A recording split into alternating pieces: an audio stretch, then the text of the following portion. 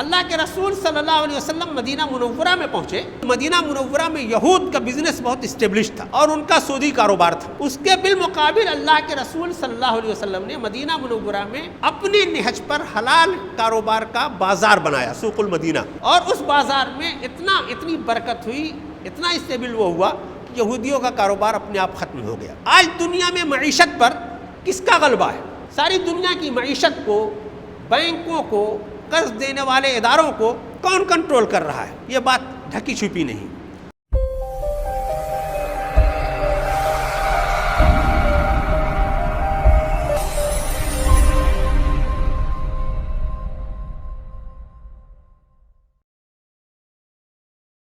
الحمدللہ رب العالمین والصلاة والسلام علی رسولہ الکریم وعلی آلہ واصحابہ اجمعین الی یوم الدین۔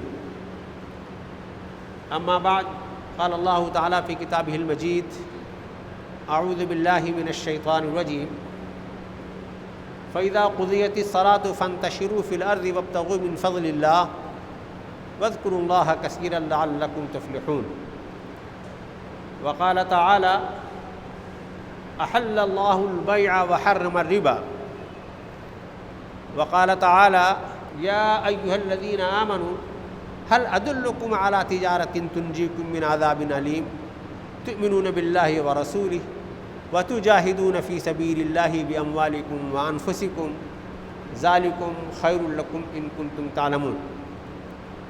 وقال رسول اللہ صلی اللہ علیہ وسلم: التاجر الصدوق الامین مع الشہداء والانبیاء والصالحین۔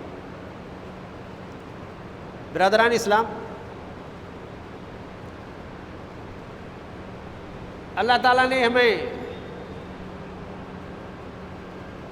پیدا کر کے ہمارے لیے جو بہت سارے احسانات ہمارے اوپر کیے ہیں، جو ڈھیر سارے سامان زندگی مہیا کیا ہے، یہ سامان زندگی کے حصول کا جو طریقہ ہے اس کو تجارت کہتے ہیں۔ آدمی کے پاس ایک چیز ضرورت سے زیادہ ہے، اسے دوسری چیزوں کی ضرورت ہے، دوسرے کے پاس ضرورت سے زیادہ ہے، اسے تیسری چیز کی ضرورت ہے، تو چیزوں کا یہ جو تبادلہ ہے جنس بالجنس یا قیمت کے ذریعے، اسی کو بزنس کہتے ہیں۔ یہ جب سے انسانی معاشرہ وجود میں آیا ہے تب سے یہ سلسلہ ہے۔ ایسا نہیں ہے کہ کسی تہذیب، کسی خاص مذہب نے اس کو فروغ دیا ہے۔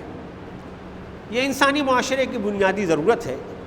ضروریات کی تکمیل اسی طرح سے ہوتی ہے کہ جس کے پاس جو سامان فاضل ہے وہ دوسرے کو دے، اس کے لیے ضرورت کا جو سامان ہے وہ دوسروں سے حاصل کرے۔ جب سے انسانیت چل رہی ہے تب سے یہ طریقہ بھی چل رہا ہے۔ اسلام جس مذہب پر ہم یقین رکھتے ہیں، ہمارا مذہب ہمیں زندگی کے ہر شعبے میں رہنمائی کرتا ہے۔ تو یہ ایسا شعبہ جو ہر انسان سے اور زندگی کے ہر طبقے سے جو جڑا ہوا ہو، اس میں بھی اسلام کی رہنمائی بہت بھرپور موجود ہے کہ تجارت انسان کی ضرورت ہے، تو تجارت کن بنیادوں پر ہونی چاہیے، کیا خاصہ ہے، کیا امتیازات ہیں، کیا چیزیں ہیں جن سے ہم کو بچنا ہے اور جن چیزوں سے ہم کو ڈرنا ہے، کیا چیزیں ہیں جو اس تجارت میں نقصان پہنچا سکتی ہیں، انسان کو فساد برپا کر سکتی ہے۔ یہ پوری رہنمائی قرآن مجید میں موجود ہے۔ رہنمائی کا سلسلہ قرآن مجید کا یہاں سے شروع ہوتا ہے کہ جہاں کہیں انبیاء کرام کا قرآن مجید کا تذکرہ ہے تو یہ بھی کہا ہے کہ ان کا کام یہ ہے کہ وہ اپنا رزق اپنی محنت سے، اپنی کمائی سے حاصل کرتے ہیں۔ قریب تمام انبیاء کے سلسلے میں یہ ہے کہ انہوں نے بزنس کیا ہے۔ رسول پاک صلی اللہ علیہ وسلم کی جو زندگی ہمیں معلوم ہے بچپن سے نبوت تک کی، وہ تو یہی ہے کہ بچپنا ان کا جو شروع ہوتا ہے تجارت سے شروع ہوتا ہے، اور تجارت میں ایمانداری کا، مہارت کا کی مثال بھی اللہ کے رسول صلی اللہ علیہ وسلم نے قائم کی۔ حضرت ابو طالب کے کارواں کے ساتھ بھی گئے، حضرت خدیجہ رضی اللہ تعالیٰ عنہ کی کارواں کی قیادت کی اور اپنے اصحاب کو اس بات کی ترغیب کی کہ اس میں بڑھو۔ تو چنانچہ ہم جو صحابہ کرام کی سیرت پڑھتے ہیں، حضرت ابوبکر صدیق رضی اللہ تعالیٰ عنہ، حضرت عمر رضی اللہ تعالیٰ عنہ، حضرت عثمان غنی رضی اللہ تعالیٰ عنہ، حضرت عبد الرحمن بن عوف رضی اللہ تعالیٰ عنہ، اور تمام صحابہ کی زندگیوں میں کہ انہوں نے کمائی کا یہ حلال طریقہ اختیار کیا کہ محنت سے چاہے سامان خریدیں، سامان بیچیں، سامان پیدا کریں، جو بھی ہو، کہ اس طرح سے انہوں نے اس میں حصہ لیا۔ اللہ کے رسول صلی اللہ علیہ وسلم نے ایک مرتبہ حضرت عمر بن العاص رضی اللہ تعالیٰ عنہ سے اپنے دوست سے خواہش کی کہ میری خواہش یہ ہے کہ تمہارے پاس اچھا ذخیرہ پاکیزہ مال کا ہو۔ تو انہوں نے کہا کہ یا رسول اللہ، میں نے تو آپ کے ہاتھ پر اس بات کے لیے بیعت کی ہے کہ اسلام پر فدا رہوں گا، اسلام کی خدمت کروں گا، مجھے مال والا کا کوئی لالچ نہیں ہے، آپ میرے لیے کیوں خواہش کر رہے ہیں؟ اللہ کے رسول صلی اللہ علیہ وسلم نے فرمایا کہ یہ تمہاری بھی ضرورت ہے، یہ معاشرے کی بھی ضرورت ہے۔ ایسی موقع پر فرمایا اللہ کے رسول صلی اللہ علیہ وسلم نے الید العلیٰ خیر من الید السفلیٰ، اوپر والا ہاتھ نیچے والے ہاتھ سے بہتر ہے۔ تو اس لیے اس میں تم جب آگے ہاتھ بڑھاؤ گے، مہارت حاصل کرو گے، تمہارے پاس سرمایہ آئے گا، عزت بھی آئے گی، تم دین کی جو خدمت کرنا چاہتے ہو اس راہ سے دین کی خدمت بھی کرو گے، 10-20 لوگوں کے لیے تم مددگار بھی بنو گے۔ حضرت عمر رضی اللہ، حضرت عثمان غنی رضی اللہ تعالیٰ عنہ اشارے کا انتظار کرتے تھے کہ رسول پاک صلی اللہ علیہ وسلم کیا چاہتے تھے۔ جو کام وہ کرتے تھے وہ دوسرا نہیں کر سکتا تھا۔ یہ لگا کہ یہ باغ بہت اچھا ہے، اللہ کے رسول صلی اللہ علیہ وسلم نے پسند فرمایا، حضرت عثمان غنی رضی اللہ تعالیٰ عنہ سے خرید کر کے اللہ کی راہ میں وقف کر دیا۔ یہ کنواں یہودی کا ہے، اگر یہ عام استفادے کے لیے لوگوں کو مل جاتا تو بہتر ہوتا۔ یہ ایک اشارہ ملا۔ حضرت عثمان غنی رضی اللہ تعالیٰ عنہ کو اللہ تعالیٰ نے اتنا نوازا تھا کہ انہوں نے اللہ کے رسول کا اشارہ دیکھا، کنواں خریدا اور اسے فی سبیل اللہ وقف کر دیا۔ اللہ کے رسول صلی اللہ علیہ وسلم نے یہ گہار لگائی کہ امت مسلمہ کو جہاد کا موقع ہے، فلاں موقع ہے، پیسے کی ضرورت ہے۔ حضرت عثمان غنی صرف اشارہ کرتے ہیں، 1 اونٹ 2 اونٹ نہیں، 100 اونٹ سامان لاد کر کے، 200 اونٹ سامان لاد کر کے بھیج رہے ہیں، اس وجہ سے کہ آپ بزنس میں تھے، آپ کے پاس اتنا سرمایہ تھا، آپ کے دل میں اتنی کشادگی تھی کہ وہ اس کام کے لیے آگے بڑھتے تھے۔ ہماری اپنی جو آگے کی اسلام کی جو تاریخ ہے، ہمارے جو ائمہ کرام ہیں جن کی ہم لوگ تقلید کرتے ہیں، امام ابو حنیفہ رحمۃ اللہ علیہ، امام شافعی رحمۃ اللہ علیہ اور دوسرے ائمہ، ان کی سیرت کو بھی اگر ہم پڑھیں تو پڑھنا، لکھنا، تحقیق کرنا اور ہماری رہنمائی کرنا ان کا ایک مشغلہ تھا، اور ان کا ذریعہ معاش تجارت تھا، یہ بھی بزنس کرتے تھے۔ تو اللہ کے رسول صلی اللہ علیہ وسلم نے اس معاملے میں اپنی قوم کو بہت ترغیب دی، اور اگر ہم اس اسلامی تاریخ کے زمانے کی اسلامی معیشت کی تاریخ پڑھیں تو جو ہماری معیشت بہت مضبوط دکھائی دیتی ہے، وہ اس بنیاد پر دکھائی دیتی ہے کہ اللہ کے رسول صلی اللہ علیہ وسلم نے اپنی امت کو جس طرح سے ترغیب کی، اس کے لحاظ سے لوگ اس میدان میں آگے آئے، کمال پیدا کیا، اور اس حد تک سرمایہ لوگوں کے پاس ہو گیا کہ اب زکوٰۃ لینے والے لوگ نہیں ملتے تھے۔ حضرت عمر بن عبدالعزیز رضی اللہ تعالیٰ عنہ کہا کہ اچھا مستحقین زکوٰۃ نہیں ہے تو تم راستے بنوا دو، راستے میں سرائے بنوا دو، لوگوں کی سہولت کی، ابن سبیل کی سہولت کا سامان پیدا کر دو۔ یہ صورتحال تھی۔ اب اگر ہم لوگ میرے مسلمان بھائیوں اس تجارت پر بات کرتے ہیں تو آج کے زمانے میں تو بہت بڑا علم ہے، بڑی تحقیقات ہیں، سینکڑوں ہزاروں اس کی برانچز ہیں، اور نہ معلوم کیسے کیسے دنیا اس میں تجارت میں مشغول ہے۔ یہ انسانی زندگی کے لیے سامان بنا رہی ہے، سامان پیدا کر رہی ہے، سامان پہنچا رہی ہے۔ اس دنیا میں اگر بحیثیت قوم ہم اپنی حصے داری تلاش کریں تو اس میں ہم پیچھے نظر آتے ہیں۔ اللہ کے رسول صلی اللہ علیہ وسلم کی امت، جس کو اللہ کے رسول صلی اللہ علیہ وسلم نے بہت ترغیب کی تھی کہ یہ تمہارے پاس وہ ذریعہ ہے جس کے ذریعے تم آگے بڑھ سکتے ہو، تمہارا ہاتھ اوپر رہ سکتا ہے۔ اللہ کے رسول صلی اللہ علیہ وسلم نے فرمایا کہ یہ جو ذرائع آمدنی ہے، رزق ہے، 10 میں سے 9 حصہ تجارت کے ذریعے، بزنس کے ذریعے آتا ہے۔ اس لیے اس میں تم لوگ آگے بڑھو. تو ہم لوگ اس میں بھی جو بہت ساری جگہوں پر پیچھے ہیں. اگر ہم دیکھیں تو دنیا میں بحیثیت قوم ہمارے مسلم ممالک، ہمارے مسلم بزنس مین، ہمارے مسلم علماء اور جو دنیا ہماری ہے ان میں اس میں بھی ہم بہت پیچھے ہیں. اور پیچھے ہم کو کس نے کیا؟ ہم کو پیچھے کس نے ڈھکیلا؟ اللہ کے رسول صلی اللہ علیہ وسلم مدینہ منورہ میں پہنچے تو مدینہ منورہ میں یہود کا بزنس بہت اسٹیبلش تھا اور ان کا سودی کاروبار تھا. اس کے بالمقابل اللہ کے رسول صلی اللہ علیہ وسلم نے مدینہ منورہ میں اپنے نہج پر حلال کاروبار کا بازار بنایا، سوق المدینہ. اور اس بازار میں اتنی برکت ہوئی، اتنا اسٹیبل وہ ہوا کہ یہودیوں کا کاروبار اپنے آپ ختم ہو گیا. آج دنیا میں معیشت پر کس کا غلبہ ہے؟ ساری دنیا کی معیشت کو، بینکوں کو، قرض دینے والے اداروں کو کون کنٹرول کر رہا ہے؟ یہ بات ڈھکی چھپی نہیں. جس کو رسول پاک صلی اللہ علیہ وسلم نے جس ادارے کو، جس انسٹیٹیوشن کو اور جس نیت سے ختم کیا تھا، وہی سارا فساد پھر سے واپس آ گیا. نہ صرف یہ کہ وہ بزنس میں قائم ہوئے، بلکہ ان کا وہ جو سودی نظام تھا، اب دنیا میں کوئی بھی معیشت ہو، کوئی بھی کاروبار ہو، کوئی بھی تجارت ہو، اس میں سود کا انوالومنٹ یہ ضروری ہے. نہ صرف یہ کہ سود، بلکہ یہ کہ معیشت ان کے ہاتھ میں آنے کے بعد جتنی بھی تجارت کے فساد ہو سکتے تھے، سب آج کے بزنس میں وہ فساد سارے کے سارے بھرے ہوئے ہیں. کاروبار بھی انٹرسٹ پر ہے، دھوکہ دھڑی بھی بہت عام ہے، جھوٹ بھی عام ہے، ملاوٹ بھی عام ہے. یعنی جو بھی چیزیں فساد میں بنیادی یہ اصول کی ڈیمانڈ ہونی چاہیے، سپلائی ہونا چاہیے، طلب اور سپلائی پر پورا منحصر ہے. بازار اگر یہ کہتا ہے کہ زنا حلال ہونا چاہیے، اس کا لائسنس بن جائے گا.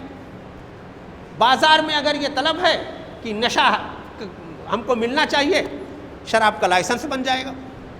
بازار کسی طرح کے حرام کاروبار کے لیے، حرام چیز کے لیے طلب کرے، فوراً اس کے لیے کوئی نہ کوئی شکل پیدا ہو جائے گی اور وہ چیز دنیا میں یہ آ جائے گی. یہ سمجھنے کی بات ہے میرے بھائیوں. ہم لوگوں نے اسلام کے اس بنیادی اصول کو چھوڑا تو نہ صرف یہ کہ ہم نے اپنا نقصان کیا، بلکہ انسانیت کا کتنا بڑا نقصان کیا. اگر مسلمان تجارت میں ہوتا، تجارت پر مسلمانوں کا کنٹرول ہوتا، وہ غالب ہوتے، تو کتنا امن ہوتا دنیا میں. حلال رزق اگر لوگوں تک پہنچتا اس کے حلق کے نیچے، اس کا خون پاکیزہ ہوتا، اس کا ذہن پاکیزہ ہوتا، اس کی تہذیب پاکیزہ ہوتی، اس کی سوچ پاکیزہ ہوتی. لیکن یہ کہ اب کوئی یہ دعویٰ نہیں کر سکتا کسی حال میں رہنے اور جینے بسنے والا کہ اس کے ہاں جو کچھ پہنچ رہا ہے سب حلال ہے.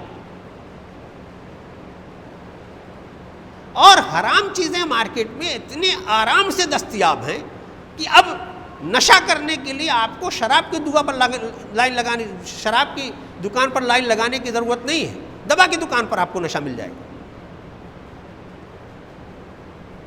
جو چیز منع ہے، ممنوع ہے، ہم نے نہ صرف یہ کہ اپنا خسارہ کیا، بلکہ اگر ہم نے کتنا بڑا انسانیت کا خسارہ کیا.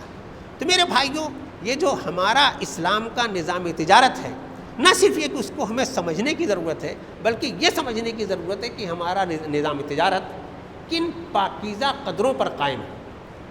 احل اللہ البیع وحرم الربا. جو بھی لین دین ہوگا وہ حلال کی بنیادوں پر ہوگا. جو چیزیں حرام ہیں وہ ممنوع ہیں. وہ سود بھی ہے، وہ دھوکہ دھڑی بھی ہے، وہ ملاوٹ بھی ہے، سبھی کچھ. اللہ کے رسول صلی اللہ علیہ وسلم گزر رہے تھے بازار سے، ایک جگہ رکے، اناج کی منڈی تھی. ایک بیوپاری کی منڈی کے اناج میں آپ نے ہاتھ ایسے ڈالا اندر تک اور نکالا تو اندر کا گیلا تھا. پوچھا بھائی یہ کیا ہے؟ گیہوں یہ جو اناج تمہارا اوپر کا تو خشک ہے اور اندر گیلا کیسے ہو گیا؟ انہوں نے کہا کہ ظاہر ہے کہ اب وہ پریشان تھا کہ سر بارش ہو گئی ہے. تو اللہ کے رسول صلی اللہ علیہ وسلم نے مسکرا کر کے پوچھا کہ بارش اوپر والے پر نہیں ہوئی، سیدھے اندر ہی ہو گئی. جب آدمی ملاوٹ کرے گا، جھوٹ بولے گا، دھوکہ دے گا، اسی لیے خدا دھوکے کی ممانعت، جھوٹ کی ممانعت۔ جب ان بنیادوں پر بزنس ہوگا، تجارت ہوگی، اور ایسا کوئی تاجر دنیا میں ہوگا تو قدر اس کی ہوگی یا بے ایمان کی ہوگی؟ ملاوٹ کرنے والے کی ہوگی یا جو پاکیزہ اور اصلی مال بیچتا ہے اس کی ہوگی؟ اول تو ہم نے تجارت چھوڑی تو اب ان قدروں کو بھی ہم نے چھوڑا۔ مسلمان ہے بزنس میں، ایسا نہیں کہ بالکل ہی نہیں، لیکن ہم لوگ اگر منڈیوں میں جائیں، بازاروں میں جائیں، تو کسی مسلمان پر یہ ٹیگ نہیں لگا ہوا ہے کہ اس کے ہاں جاؤ گے تو مال اصلی ملے گا، ملاوٹ والا نہیں ہے۔ اس کے ہاں لین دین بہت صاف شفاف ہے، اس لیے کہ یہ ایمان والا ہے، اللہ کے رسول صلی اللہ علیہ وسلم کی سنت پر چلنے والا ہے، اس لیے کہ اس کے یہاں بہت معاملات میں شفافیت ہے۔ کیوں ہم نے یہ، کس بنیاد پر ہم نے یہ کمپرومائز کیا موجودہ نظام سے، موجودہ فساد سے، موجودہ خرابیوں سے؟ اول تو آئے نہیں بزنس میں، آئے تو ہم نے جو اس میں فساد تھا اس کے فساد کا بھی ہم حصہ بن گئے۔ کتنا اچھا ہوتا کہ ہم اس فساد کو پاک کرتے، حرام کو حلال سے بدلتے۔ اللہ کے رسول صلی اللہ علیہ وسلم کے پاس ایک آدمی آیا، اس نے کہا کہ یا رسول اللہ، مجھے کوئی ایسی ترکیب بتائیں کہ میں مستجاب الدعوات ہو جاؤں۔ مستجاب الدعوات اس کو کہتے ہیں کہ آدمی جو دعا کرے اس کی دعا قبول ہو جائے۔ اللہ کے رسول صلی اللہ علیہ وسلم نے بڑی محبت سے فرمایا کہ یہ تو کوئی مشکل کام نہیں۔ ہم لوگ مستجاب الدعوات یہ سمجھتے ہیں کوئی بہت بزرگ ہو، تہجد گزار ہو، اس کا تقویٰ مشہور ہو تو اسی کے پاس ہم بھی جاتے ہیں کہ ذرا ہمارے لیے دعا کر دیجیے، ایسی مشکل میں ہم ہیں۔ اللہ کے رسول صلی اللہ علیہ وسلم نے فرمایا تو بہت آسان کام ہے، صرف حلال رزق کھاؤ، تمہاری حلق کے نیچے جو غذا اترے وہ حلال ہو، تم اللہ کے محبوب ہو جاؤ گے، اللہ تمہاری بات سنے گا،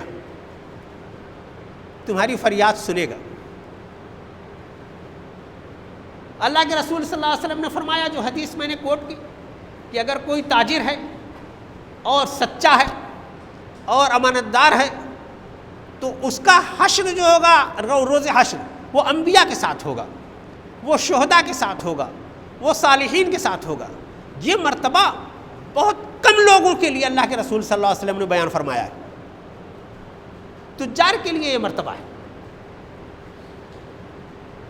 قرآن مجید کو ہم لوگ پڑھتے ہیں، بے شمار مقامات پر انفاق کا تذکرہ ہے، 60-70 جگہوں پر زکوٰۃ کا تذکرہ ہے۔ زکوٰۃ بے حد، جیسے اسلام میں نماز فرض ہے، ایسی زکوٰۃ فرض ہے، ایسی حج فرض ہے، ایسی روزہ فرض ہے۔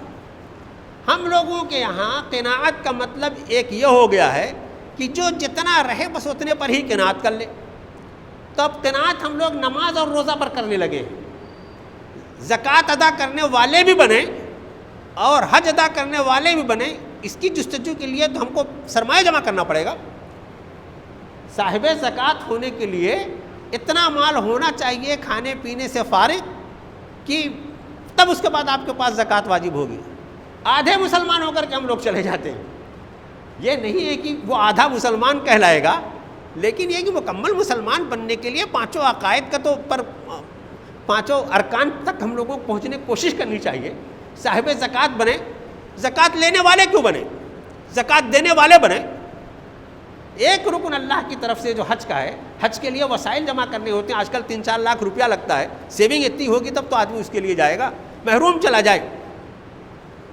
اسی لیے اللہ تعالیٰ نے، اللہ کے رسول صلی اللہ علیہ وسلم نے یہ کہا کہ تمہارا ہاتھ، تمہاری جیب جب بھری ہوگی، تمہارا ہاتھ جب کشادہ ہوگا تو تم ارکان کی ادائیگی میں بھی تمہارے پاس یہ سہولت رہے گی، اور سہولت کے ساتھ تم دین کے تمام ارکان پر عمل کر سکو گے۔ ہم لوگوں کے ہاں، ہماری مسجدوں میں، ہمارے مدارس میں، ہمارے پورے نظام میں ہماری قیادت بالعموم علماء کرتے ہیں، انہی کی باتوں سے سن کر کے ہمیں دین کی ترغیب ہوتی ہے۔ ہم اپنے ائمہ کو جن حال میں رکھتے ہیں اپنے مدرسہ کے اساتذہ کے جن حال میں رکھتے ہیں، کیا ان میں کوئی صاحب نصاب ہو سکتا ہے؟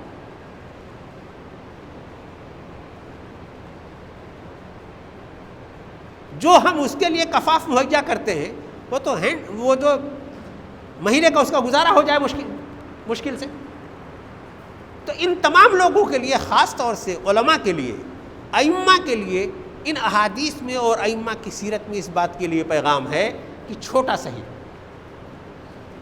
بہت چھوٹا صحیح، لیکن یہ کہ ہمیں کہیں نہ کہیں بزنس میں تجربہ کرنا چاہیے، اور اس اعتبار سے اس لیے بھی تجربہ کرنا چاہیے کہ اس پاکیزہ راہ پر چل کر کے، دین کی ان قدروں کو اختیار کر کے، ہم دنیا میں جو فساد برپا ہے، تجارت کی دنیا میں جو فساد برپا ہے، اس کی بھی اصلاح کر سکتے ہیں اور اس چیز کو بھی پاکیزہ کر سکتے ہیں.